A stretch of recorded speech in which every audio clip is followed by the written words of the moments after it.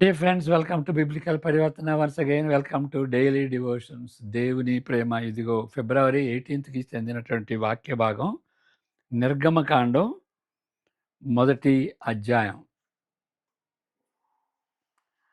గతాన్ని గుర్తు చేసుకుంటామా? దానిలో నీ తప్పులు తిరిగి చేస్తున్నావా?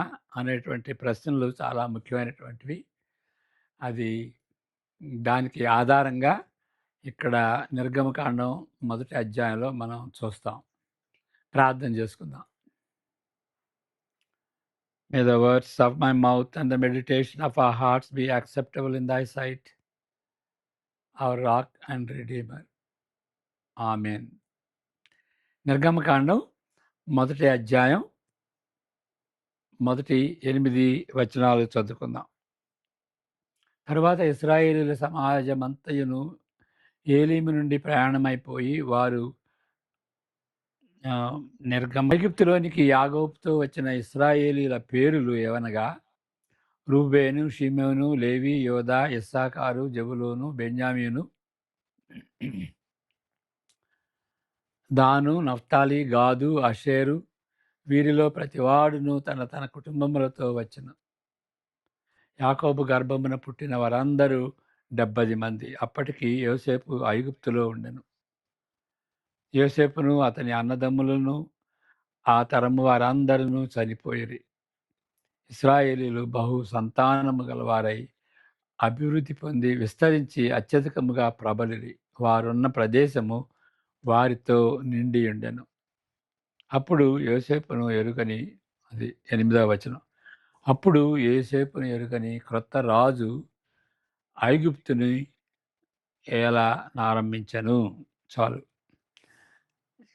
ఐగుప్తు యేసుని ఎరుగని క్రొత్త రాజు ఎలాగూ ఏలనారంభించెను. గత చరిత్ర నుండి ఇక్కడ సేయింగ్స్ అంటారు, సూక్తులు. అవి 2 సూక్తులు ఉన్నాయి ఇక్కడ. గత చరిత్ర నుండి ఏమి నేర్చుకొనని వారు మరలా దాని తప్పులకు గురి అవుతారు. లేక దానికి మారుగా, లేకపోతే అని మనం అంటాం కదా, లేకపోతే చరిత్ర నుండి మనము ఏమి నేర్చుకొన లేదనే చేర్చుకొనలేదనే ఏకైక విషయము చరిత్ర నుండి నేర్చుకుంటాం. అంటే ఏమి నేర్చుకోలేదు అనేదాన్ని మనం నేర్చుకుంటాం. మనం ఏమి నేర్చుకోలేదు అని, చరిత్ర నుండి మనం ఏమి నేర్చుకోలేదు అని దాన్ని మనం నేర్చుకుంటాం. ఇది విచిత్రమైనటువంటి సూక్తులు. వాటిని పక్కన పెట్టినప్పటికీ చరిత్రను మరచిపోవుట వలన ఏర్పడిన విషాదకరమైన అనుభవములను పురాగమనాలను చేసుకోనకుండా లేఖనములను చదవలేము. ఓకే, విషాదకరమైనటువంటి అనుభవాలని మనం గమనిస్తూ పురావలోకనం చేసుకుంటూ ఉంటే మనకి మేలు జరుగుద్ది. అవి పురాలోకనం చేసుకొనకుండా ఆ లేఖనాన్ని మనం చదవలేము. అంటే చేసుకోవాలి. వీటి ఉదాహరణలకు అంతు లేదు. ఎన్నో ఉదాహరణలు ఉన్నాయి. ఏంటంటే గతాన్ని మర్చిపోయిన ఉదాహరణలు ఎన్నో బైబిల్లో ఉన్నాయి. మొదటిది నోవహు ప్రళయం. విశ్వమంతటిపై పడిన తీర్పును బట్టి నోవహు ప్రళయం తరువాత నివసించిన ప్రజలు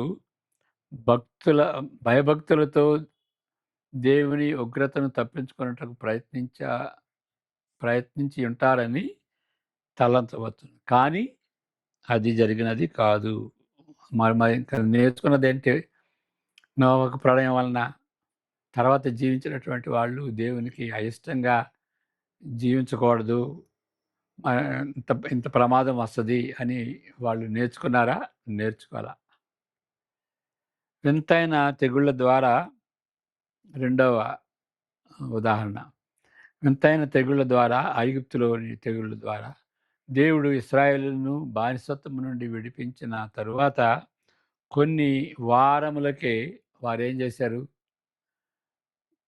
బంగారు దూడ రూపంలోనున్న దైవమునకు వారు దూడలు చేసి మమ్మల్ని విడిపించింది, ఐగుప్తు నుండి విడిపించింది ఈ బంగారు దూడలే అని ఆ బంగారు దూడలకు ఆ యొక్క విడుదలని, ఆ యొక్క ఎక్సోడస్‌ని, ఆ రక్షణని ఆపాదించారు.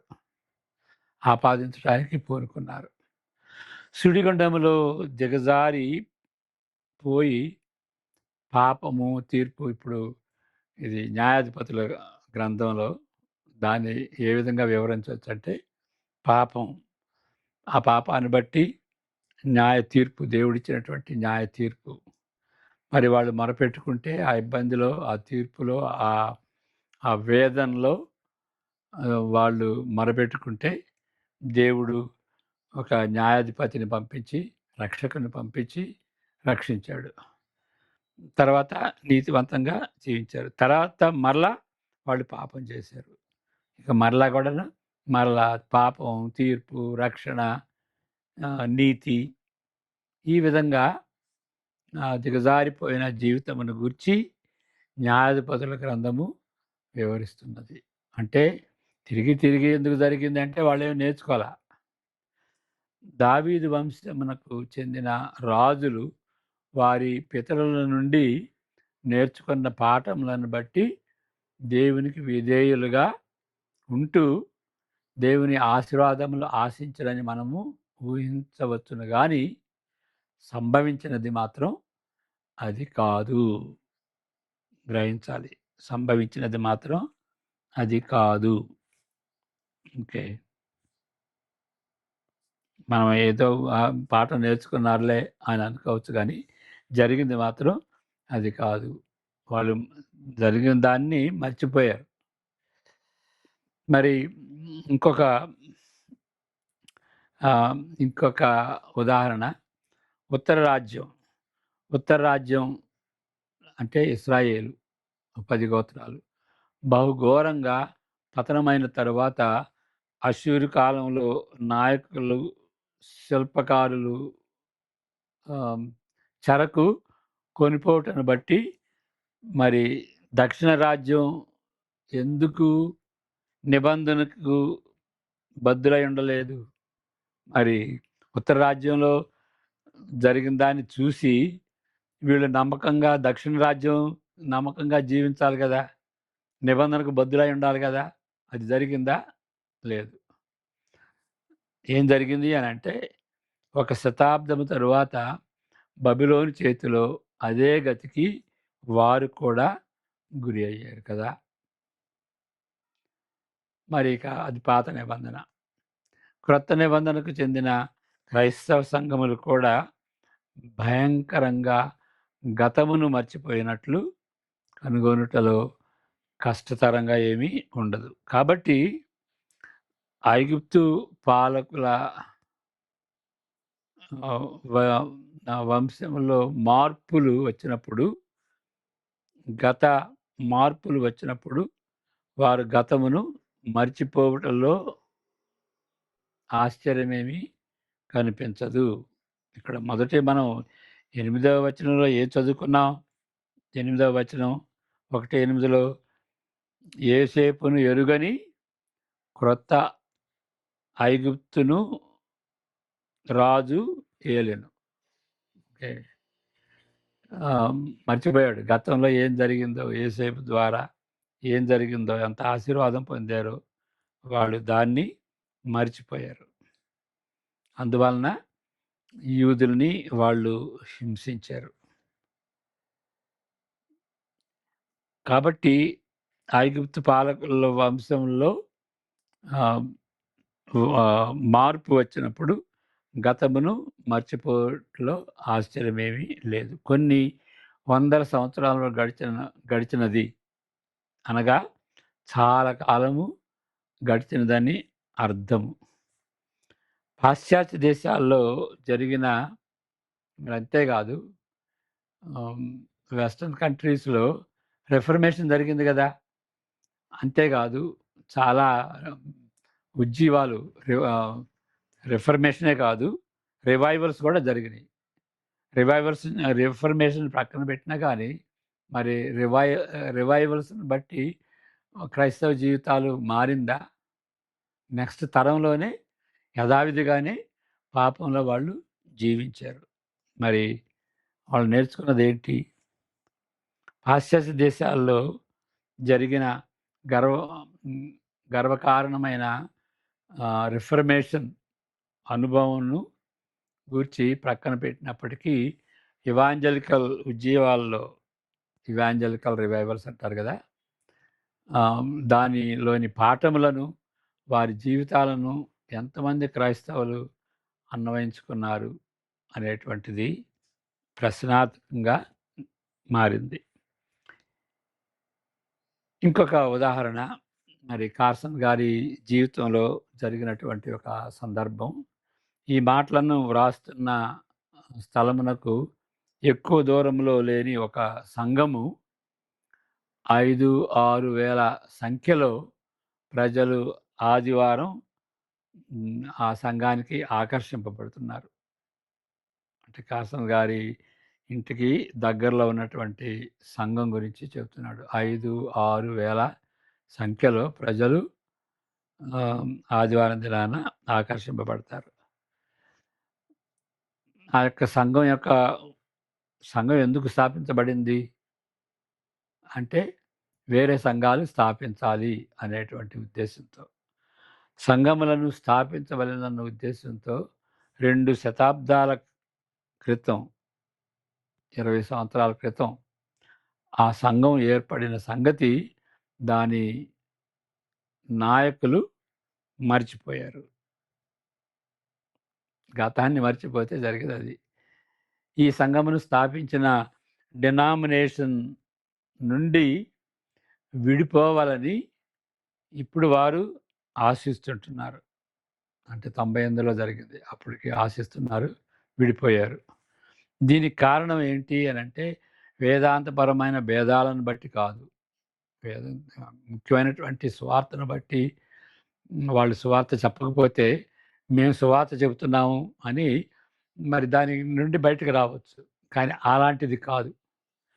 నైతిక నేరాన్ని బట్టి కూడా కాదు. నైతికంగా, అనైతికంగా ఎవరన్నా పాస్టర్ గాని, ఎవరన్నా జీ వార ఆ యొక్క విధంగా మిస్‌బిహేవ్ చేస్తుంటే, ఆహ్, లేకపోతే నైతిక ఆహ్, నైతిక జీవితానికి సంబంధించినటువంటి ఆ యొక్క నిర్ణయాలు ఆ సంఘం, ఆ డినామినేషన్ తీసుకుంటే, యా మా మీ యొక్క డినామినేషన్ నుండి మా సంఘం బయటకొస్ బయటపడుతది అని దాని నుండి బయటకు రావచ్చు.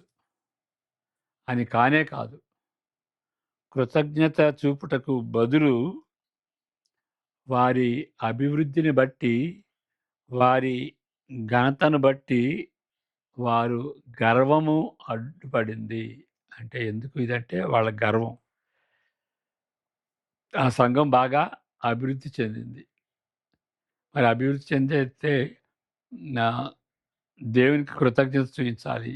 ఎవరైతే ఆ డినామినేషన్ వాళ్ళు ఈ ఈ యొక్క సంఘాన్ని పంపించి మీరు సంఘాన్ని ఎస్టాబ్లిష్ చేయండి. వేరే సంఘాలు కట్టేటువంటి రీతిగా అని వాళ్ళు పంపించారు గదా! దాన్ని బట్టి వీళ్ళు కృతజ్ఞత చూయించాలి గదా! దానికి బదులుగా వారు గర్వపడి దాన్ని బట్టి వాళ్ళు వేరవ్వాలని తలస్తున్నారు.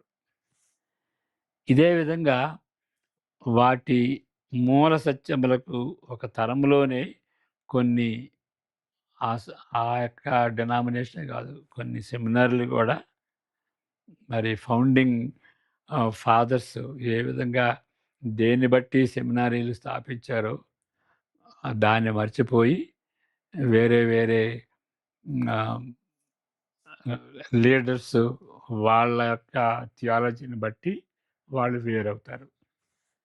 సెమినారీలుగా సెమినారీలే కాదు, కొందరు వ్యక్తులు కూడా ఆహ్, విద్వాంసులతో సహా నమ్మకమైన దైవభక్తి కంటే ఆకర్షణీయమైన బోధకులకు వారి సొంత కల్పితములకు ఎక్కువ విలువిచ్చారు.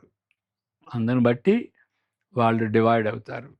ఓ సొంత బోధకులు, పవర్ఫుల్ బోధకులు వారి సొంత కల్పితాలను బట్టి డినామినేషన్ నుండి, సెమినరీ నుండి వాళ్ళు వేరవుతారన్నమాట. వారి పూర్వీకుల కంటే వారు ఎక్కువ పురోగతి సాధించాలని తలంచే రాజ్యాలు కూడా ఉంటాయి. ఆ రాజ్య వాళ్ళ అయాం కంటే మా యొక్క ఏలుబడి బెటర్గా ఉన్నది అనే దాన్ని బట్టి కూడాను మరి డివిజన్ వస్తుంది రాజ్యాల్లో. క్రైస్తవ సంఘాల్లో వస్తుంది అలాంటి డివిజన్. వ్యక్తులు అడుగడుగునా మారుతూ ఉంటారు. ఇలాంటి వ్యక్తులు మారుతూ ఉండి డివైడ్ చేస్తారు. కాబట్టి గుర్తుంచుకోవాల్సినటువంటి వాటన్నిటినీ మనం గుర్తుంచుకోవాలి కానీ మర్చిపోకూడదు. ఇది మనకి సిగ్గుచేటు. తప్పులు జరిగితే, గతంలో తప్పులు జరిగితే మనం వాటిని అండర్లైన్ చేసుకుని ఆ తప్పుల్ని అవాయిడ్ చేయాలి. ఆ విధంగా క్రైస్తవ జీవితంలో మనం పురోగమనం చెందుతాం. కాబట్టి కొంతమంది డైరీ రాస్తారు. ఆ డైరీలో తప్పు ఒప్పులు వాళ్ళు చేసినటువంటిది మంచేంటి చెడేంటి కూడా రాసుకుని రాసుకోవటం వలన అది అవాయిడ్ చేయటానికి వీలవుతుంది. అది మంచి అలవాటు. కాబట్టి గతాన్ని మనం మన అనుభవంలో కూడా, మన సంఘ అనుభవంలో కూడాను అంతకుముందు చేసినటువంటి తప్పుల్ని అండర్లైన్ చేసుకోవాలన్నమాట. ఇక్కడ మరి ఐగుప్తు రాజు మర్చిపోయాడు, గతాన్ని మర్చిపోయాడు. మరి రామ్సీస్ అటు ఆయన ఇస్రాయేలుని బానిసలుగా చేసుకుని వాళ్ళపై ఒత్తిడి పెట్టాడన్నమాట. ఆ విధంగా చేస్తాం. చివరికి మా దేవుని యొక్క న్యాయమైనటువంటి ఆ యొక్క తీర్పుకి లోనవుతాం. దాన్ని తప్పించుకోవాలనుకుంటే మన మన గతాన్ని, మన సంఘ గతాన్ని గుర్తు చేసుకుంటూ దాన్ని అవాయిడ్ చేయాలి. మరి బయోగ్రఫీస్ కానీ, లేకపోతే చర్చి హిస్టరీ కానీ, చర్చి హిస్టరీ ఎందుకు చదువుతారు? అక్కడ అంతకుముందు చేసే ఆ చరిత్రలో జరిగినటువంటి థియాలజికల్ ప్రాబ్లమ్స్ కానీ, థియాలజికల్ ఎర్రర్స్ కానీ, లేకపోతే నైతిక సంబంధమైనటువంటి ఎర్రర్స్ కానీ దాన్ని అవాయిడ్ చేయడానికి, వాటి నుండి తప్పించుకోవడానికి దోహదపడుద్ది. అందువలన చరిత్ర, చర్చ్ హిస్టరీ చదువుతారు, వరల్డ్ హిస్టరీ చదువుతారు, దేశ హిస్టరీ చదివితే మనకి అర్థమవుతుంది ఎవరు ఏం చేశారని. అది కక్ష పెట్టుకోవాలని కాదు దాని అర్థం. మరి దాని గురించి పాఠాలు నేర్చుకోవాలని అర్థం. ఇంతవరకు ముగించుకుందాం, ప్రార్థన చేసుకుందాం. May the grace of the lord Jesus Christ, the love of the Father, and the fellowship of the Holy Spirit be with each one of us now and all the days to come. Amen. God bless you.